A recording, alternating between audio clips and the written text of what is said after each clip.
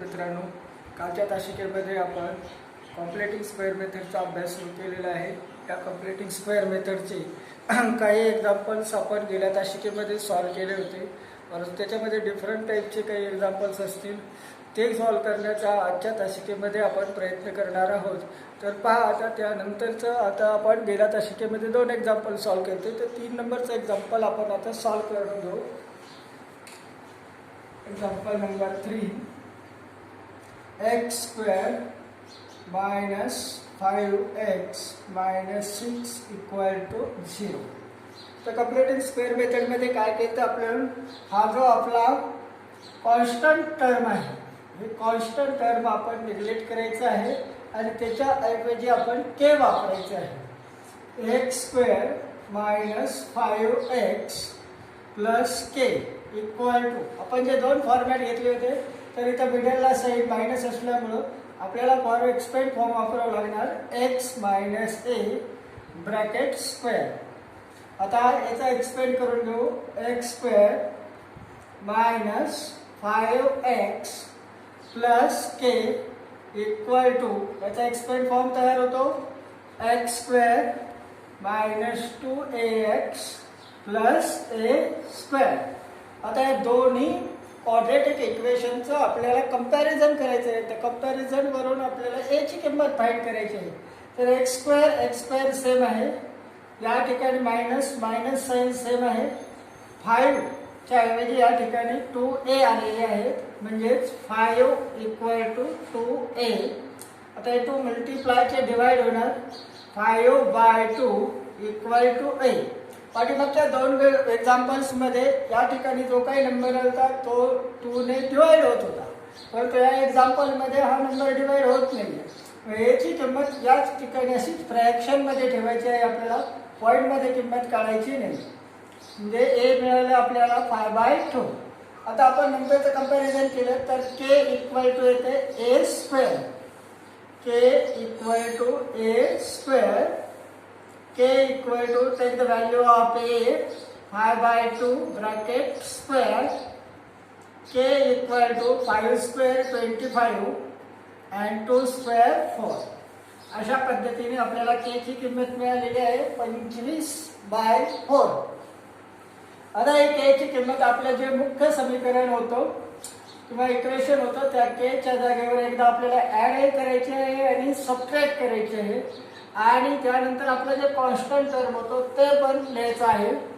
तर आता इक्वेशन काय तयार होणार आपलं, x square minus 5x plus किती ऍड करायचे आता 25/4, 25/4 लगेच मायनस पण करायचे 25/4, आणि आपला कॉन्स्टंट टर्म होतो -6, ते या ठिकाणी लिहू आपण इक्वल टू 0. आता याच्यामध्ये आपल्याला फर्स्ट 3 टर्म्सचा ब्रॅकेट तयार करायचा आहे, स्क्वेअर ब्रॅकेट, आणि लास्टचे 2 टर्मची ॲडिशन सबट्रॅक्शनची साईडनुसार होईल ते करायचे आहे. तर याचा ब्रॅकेट तयार करण्याची आपण सोपी पद्धत वापरली होते. पहिल्या टर्मचं स्क्वेअर रूट घेणार आपण x, मिडलचं फक्त साईन घेणार मायनस, आणि लास्ट टर्म 25/4, याचं स्क्वेअर रूट मिळणार आपल्याला 5/2 ब्रॅकेट स्क्वेअर. याचा जर आपण एक्सपेंड फॉर्म केला a मायनस b च्या सूत्राने, तर आपल्याला एक्सपेंड फॉर्म एवढा मिळून जातो. आता या ठिकाणी पहा, या ठिकाणी 25/4 फ्रॅक्शन आहे आणि -6 हा एक कंप्लेट नंबर आहे. तर फ्रॅक्शन आणि कंप्लेट नंबरची ॲडिशन सबट्रॅक्शन करताना आपल्याला डिनोमिनेटर सेम करावे लागते. तर या ठिकाणी रफ वर्किंग करू आपण, -25/4 अँड -6, इथं डिनोमिनेटर आपण 1 घेणार, डिनोमिनेटर सेम करण्यासाठी याला 4 ने मल्टिप्लाय करणार, म्हणजे मिळणार आपल्याला -25/4 -24/4. डिनोमिनेटर इक्वल आहे 4 लिहो, आणि दोन्हीला साईड मायनस असल्यामुळे ॲडिशन होणार 49, म्हणजे -25/4 अँड -6 याची टोटल ॲडिशन मिळाली आपल्याला -49/4 इक्वल टू 0. आता हा काय कॉन्स्टंट टर्म मायनस आहे, ते समोर गेल्यानंतर प्लस होईल. x minus 5/2 bracket square equal to 49/4. आणि यानंतर आपल्याला काय करायचं आहे, तर take square root both side. Take square root both side, दोन्ही बाजूचे स्क्वेअर रूट काढून घ्यायचे. त्या ब्रॅकेटचा स्क्वेअर रूट मिळणार आपल्याला x minus 5/2 equal plus or minus दोन्ही साइडमध्ये स्क्वेअर रूट घ्यायचे आहेत. आता 49चा स्क्वेअर रूट निघते आणि 4चा निघते. 49चा लिहू आपण 7 and 4चा 2. आता या बाजूचा कॉन्स्टंट टर्म जो मायनस आहे तो समोर गेल्यानंतर प्लस होणार. x equal to 5/2 plus or minus 7/2. आता या ठिकाणी दोन साईड आहेत प्लस आणि मायनस, तर आपल्याला ते सेपरेट करून घ्यायचे. एका ठिकाणी आपण प्लस करू 5/2 प्लस 7/2 और x इक्वल टू 5/2 मायनस 7/2. आता या दोन्हीचे आपण ऍडिशन सबट्रॅक्शन करून घेऊ. डिनोमिनेटर ऑलरेडी सेम आहे. 7 plus 5 plus 7 12/2 x equal to 6. And here two denominators same. 5 minus 7 minus 2 under 2 x equal to minus 1. म्हणजे x ची व्हॅल्यू 6 आणि x ची व्हॅल्यू -1. हे दोन रूट्स आपल्याला या क्वाड्रॅटिक इक्वेशनचे मिळालेले आहेत. गेल्या वेळेच्या एक्झाम्पल पेक्षा थोडंसं डिफरंट एक्झाम्पल होतं आणि त्यानुसारच आपण हे सोडले, परंतु स्टेप कुठलीही बदल केलेली नाही. ज्या स्टेप आपण सुरुवातीला फॉरवर्ड केल्या त्या स्टेप या ठिकाणी फॉरवर्ड करून एक्झाम्पल सॉल्व्ह करायचे आहे. पहा नेक्स्ट एक्झाम्पल घेऊया आपण आता. x² plus 7x plus 3 equal to 0. आता इथे आपल्याला कम्प्लिटिंग स्क्वेअर मेथडने सॉल्व्ह करायचं आहे. तर लास्ट टर्म आहे या ठिकाणी +3. याऐवजी आपण आता k वापरू. x² plus 7x plus k equal to, मिडलला साईन प्लस असल्यामुळे एक्सपेंड फॉर्म वापरणार आपण x plus a bracket square. आता यानंतर आपण x प्लस a ब्रॅकेट स्क्वेअरचा एक्सपेंड फॉर्म करून घेऊ. x² plus 7x plus k equal to, याचा एक्सपेंड फॉर्म तयार होतो x² plus 2ax plus a². Expand form लिहिल्यानंतर याच्यानंतरची स्टेप आपण घेतली होती की या दोन्ही इक्वेशनचं कंपॅरिझन करायचं आहे. x² आहे 7 आणि या ठिकाणी आहे 2a. तर त्या कंपॅरिझन मध्ये 7 इक्वल टू 2a, 2 डिवाइड येणार 7/2 इक्वल टू a. आता याच्यापेक्षा जास्त डिवायडेशन करायचं नाही आपल्याला, कंप्लीट भाग जात नाही. आता सेकंड जर कंपॅरिझन केलं तर k इक्वल टू a² येते. तर त्यावरून आपण आता k ची किंमत फाइंड करू. k equal to a². k equal to, take the value of a 7/2 bracket square. k equal to 49/4. आता इथे काय k ची व्हॅल्यू मिळालेली आहे ते आपलं मुख्य जे समीकरण आहे त्या ठिकाणी k ची किंमत आपल्याला ऍडही करायची आहे, सबट्रॅक्ट करायची आहे. आता काय इक्वेशन तयार होते. x² plus 7x plus k ची व्हॅल्यू आपण ऍड करू 49/4 मायनस 49/4 आणि लास्ट टर्म, काय लास्ट टर्म होतो आपल्याकडे +3, ते या ठिकाणी ऍड करू इक्वल टू 0. आता यातले जे पहिले फर्स्ट 3 टर्म्स आहेत त्याच्यावरून आपल्याला एक स्क्वेअर ब्रॅकेट तयार करायचं आहे आणि लास्टच्या 2 टर्मची ॲडिशन सबट्रॅक्शन करायची आहे. तर ब्रॅकेट तयार करू आपण. पहिल्या टर्म आपल्याकडे x², त्याचं स्क्वेअर रूट निघणार x, मिडलचं साईन आहे प्लस आणि थर्ड टर्म आहे 49/4, त्याचा आपल्याला स्क्वेअर रूट निघणार 7/2 ब्रॅकेट स्क्वेअर. आता आपल्याला या ठिकाणी -49/4 + 3 याची ॲडिशन करून घ्यायची आहे. तर पहा त्याची रफ वर्किंग मध्ये आपण ॲडिशन करू. -49/4 प्लस 3/1. त्याला 4 डिनोमिनेटर करण्यासाठी 4 ने मल्टिप्लाय करो. 49/4 प्लस 12/4. डिनोमिनेटर इक्वल झालेले आहे, तो 4 लिहू डिनोमिनेटर. या ठिकाणी मायनस साईन आहे 49 ला आणि 12 ला प्लस साईन आहे. प्लस मायनसचे सबट्रॅक्शन होणार आणि मोठ्या नंबरला मायनस साईन असल्यामुळे आन्सरला मायनस साईन येणार. 49 - 12 इक्वल टू 37. -37/4 equal to 0. आता घेतलं तर काय कॉन्स्टंट टर्म आहे -37/4. हा साईड चेंज करून प्लस होणार. x plus 7/2 bracket square equal to 37/4. आणि यानंतर आपली स्टेप आहे म्हणजे या दोन्ही साईडचा आपल्याला स्क्वेअर रूट फाइंड करायचा आहे. Take square route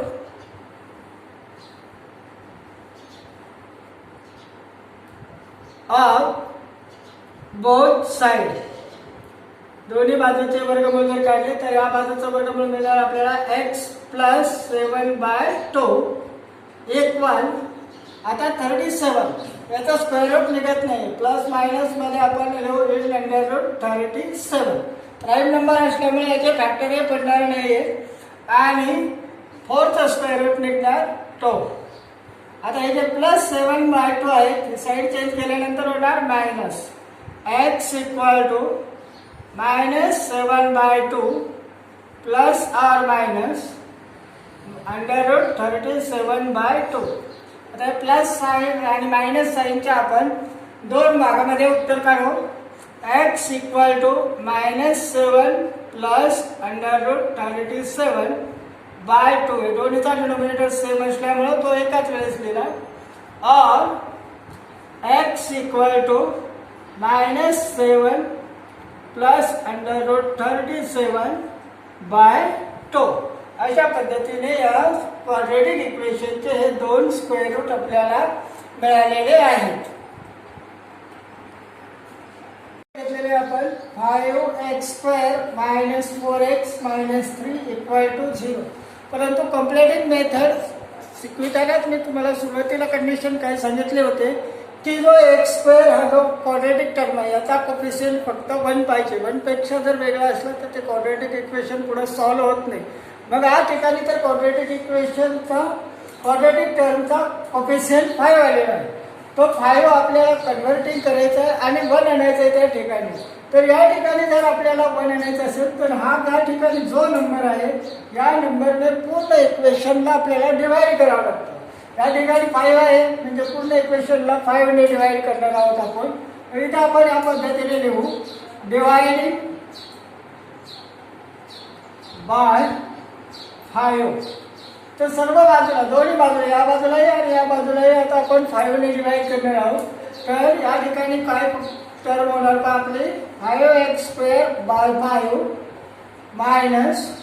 -4x/5 -3/5 equal to 0/5 म्हणजे 0च राहणार. आता या ठिकाणी 5 आणि 5 एलिमिनेट होणार.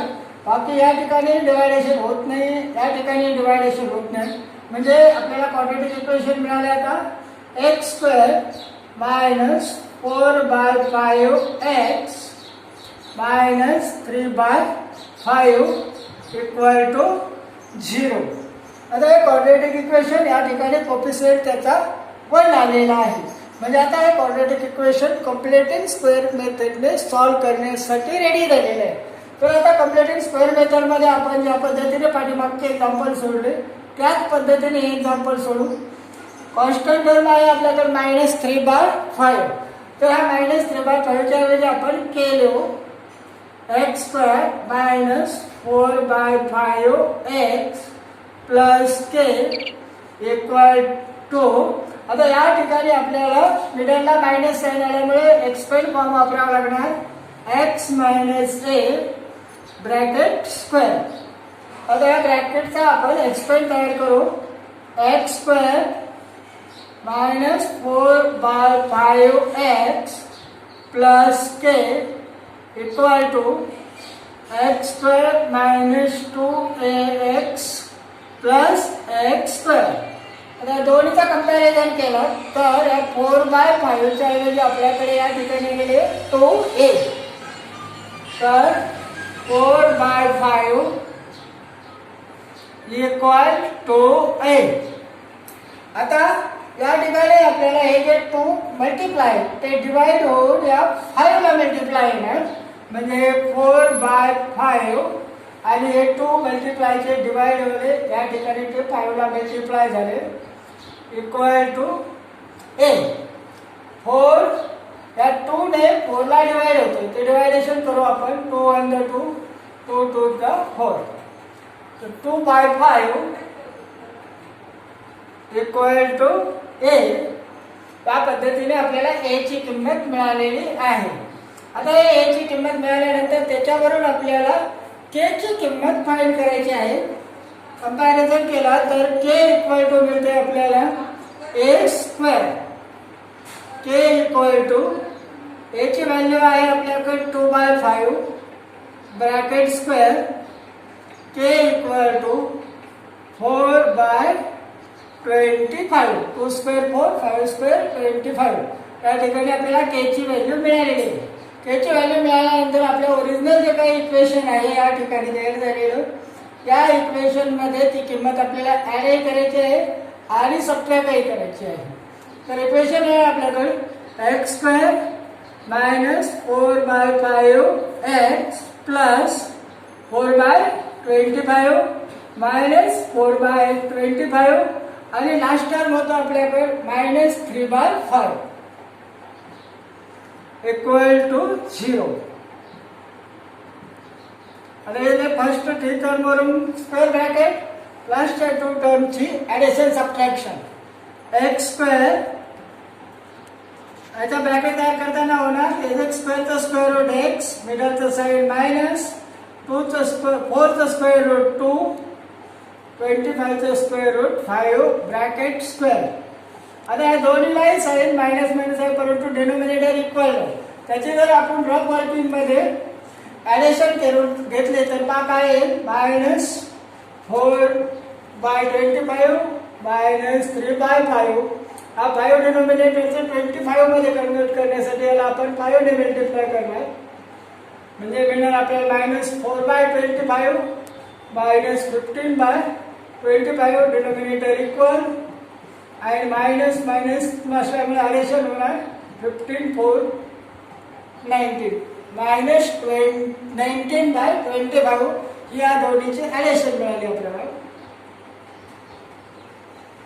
Equal to 0. आता कॉन्स्टंट टर्म आपण बरोबरच्या पुढे नेऊ. तो मायनसचा प्लस होईल x minus 2/5 bracket square equal to 19/25. आता या ठिकाणी आपण स्क्वेअर रूट घेऊ.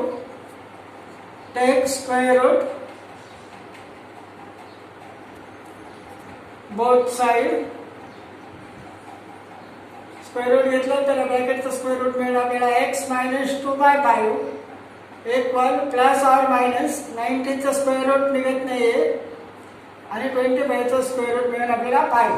आता हा जो काही टर्म आपला मायनस आहे कॉन्स्टंट टर्म ते समोर गेल्यानंतर प्लस होणार 2/5 प्लस ऑर मायनस 19/5.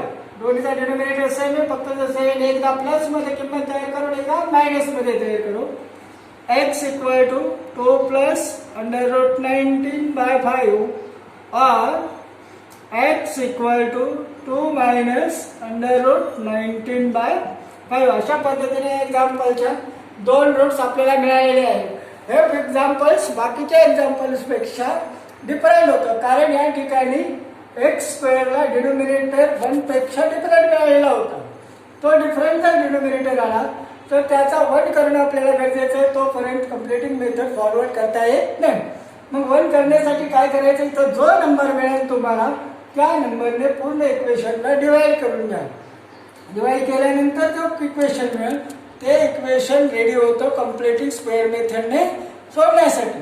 अशा पद्धतीने आजच्या तासिकेमध्ये आपण ज्या कम्प्लिटिंग स्क्वेअर मेथडचा अभ्यास केलेला आहे यावरून आणि या कम्प्लिटिंग स्क्वेअर मेथडचे सगळे एक्झाम्पल्स तुम्हाला एक्झरसाइज 2.3 याच्यामध्ये मिळतील. ते तुम्ही सर्वांसाठी घरी सोडवून पहा.